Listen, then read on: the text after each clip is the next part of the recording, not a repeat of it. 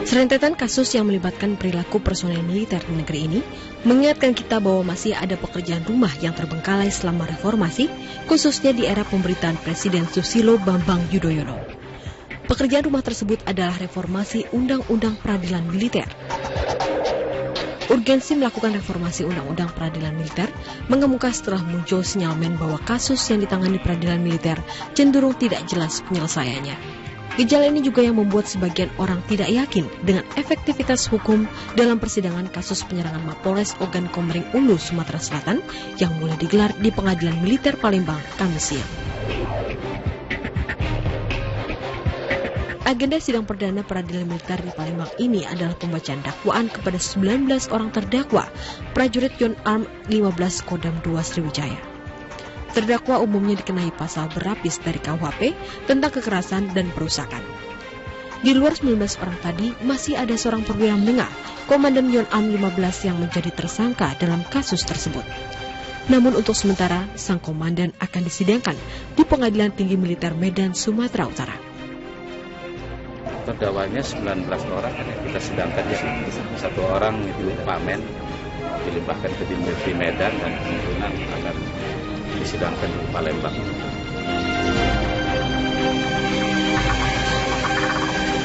Kasus penyerangan markas Polres Ogan Komering Ulu terjadi pada 7 Maret 2013. Berkas dakwaan menjelaskan, penyerangan para tentara ini ternyata sudah direncanakan.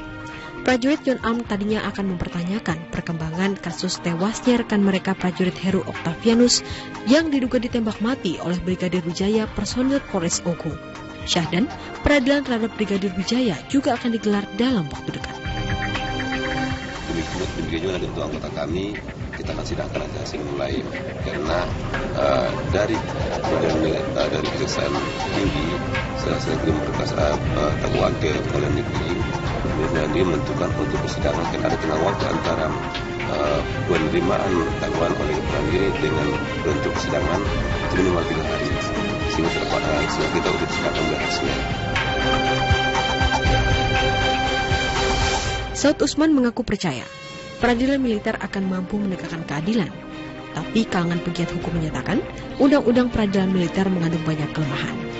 Maklum, Undang-Undang Nomor 31 Tahun 97 tentang Peradilan Militer merupakan aturan yang dibentuk ketika politik militer mendominasi masa Orde Baru. Tak heran jika belit ini cenderung memberi impunitas terhadap kalangan ini. Isu reformasi peradilan militer pun menguat dan menjadi bagian dari reformasi ini, bahkan menjadi tap MPR dan Undang-Undang TNI. Namun hingga kini, revisi Undang-Undang Peradilan Militer tidak pernah selesai dibahas. Nasibnya di DPR terkatung-katung. Presiden Yudhoyono pernah berjanji akan menuntaskan soal tersebut, tapi janji ini tak pernah terpenuhi. Kini ketika masalah pelanggaran hukum oleh kalangan militer mencuat, seharusnya kita mendapat momentum untuk menyelesaikan pekerjaan rumah yang terbengkalai tadi, menuntaskan reformasi peradilan militer di Indonesia. Dari Palembang dan Jakarta, tim liputan memberitakan. Nah, pemirsa, untuk menjawab pertanyaan-pertanyaan Anda mungkin di rumah mengenai seperti apakah peradilan militer khususnya untuk OKU dan beberapa kasus yang terjadi belakangan ini, di studio kami sore hari ini sudah hadir Bapak Alphonse Lemau yang merupakan pengamat kepolisian. Selamat sore Pak Alphonse. Selamat sore. Kabar baik Pak Alphonse ya? Iya, kabar baik. Baik, Pak Alphonse, sebelum kita berbicara mengenai peradilan militer untuk OKU khususnya, tapi sampai seperti apa perkembangan kasus OKU ini hari ini?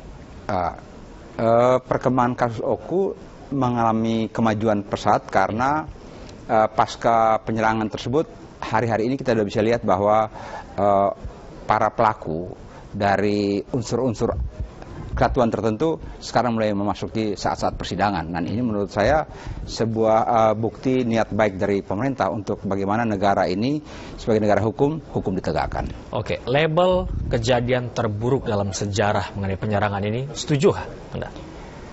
Saya kira untuk terburuk dan buruk ini kan selalu mengalami gradasi. Karena mungkin hari ini kita katakan terburuk, tapi mungkin di saat mendatang bisa terjadi ada keadaan-keadaan lain dalam 10 lebih. tahun terakhir memang inilah yang paling buruk. Ya, untuk satu periode tertentu 10 tahun bisa kita katakan seperti itu. Oke, tapi seburuk apa kalau menurut Pak Alphonse Lemau sendiri? Pembakaran yang terjadi di OKU beberapa waktu lalu.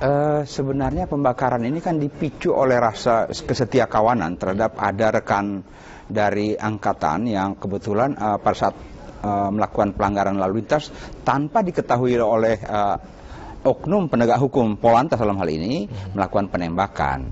Nah, akibat penembakan tersebut, rekan-rekan daripada korban yang meninggal tersebut merasa bahwa penanganan dilakukan oleh pihak kepolisian tidak cukup transparan. Artinya mereka merasa bahwa tidak ditangani secara proporsional, padahal memang penanganan itu sudah dikerjakan sehingga pelaku sudah dalam proses. Namun mengkomunikasikan proses tahapan-tahapan proses itu yang terlambat disampaikan. Oke, nah ini mengenai transparansi. Ya. Sekarang sudah mulai digelar peradilannya begitu. Ya.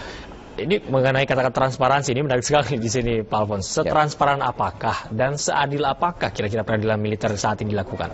Jadi kalau kata-kata transparansi dan keadilan itu dua terminologi yang berbeda konotasinya.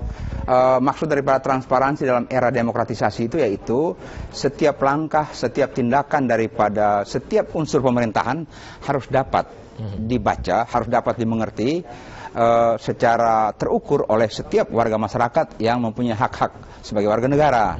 Nah, namun di dalam hal keterbukaan tersebut harusnya ada hal-hal juga yang tidak seluruhnya dapat dibuka ke depan umum karena kerahasiaan-kerahasiaan ini berkorelasi dengan kepentingan hukum yang lebih tinggi. Baik, Pak Alfons, before dan after Oku dan Cebongan, esensi peradilan militer Indonesia, adakah perbedaannya? Oh, pasti ada, karena sebelum kejadian Oku dan Cebongan, sepertinya peradilan militer itu selama ini masyarakat tidak pernah tahu bagaimana sih prosesnya dan bagaimana akhirnya. Namun pasca Oku dan Cebongan, pihak peradilan militer lebih membuka diri karena ada desakan dari berbagai pihak untuk transparansi ini, sehingga memang sebuah tuntutan demokratisasi memang itu transparansinya saja yang berubah atau lebih efek jerahnya yang akan berubah? Efek jerah menurut saya masih dalam tahap proses ya, karena kejadian-kejadian ini merupakan aktualisasi daripada sebuah kebanggaan, sebuah rasa mempertahankan sesuatu. Nah, rasa korsa seperti ini yang secara bertahap yang harusnya secara bertahap coba akan direduksi untuk lebih memahami konteks penegakan hukum. Jadi bisa dikatakan saat ini peradilan militer hanyalah terbuka saja untuk umum. Itulah lebihnya dibandingkan before Oku dan Cebongan terjadi.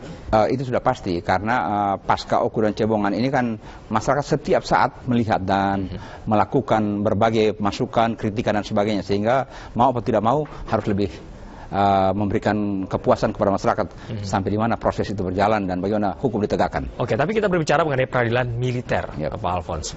Pasti akan ada sesuatu yang harus ditutupi dan harus ada yang terbuka untuk umum. Nah, untuk esensi pemilahan sebenarnya.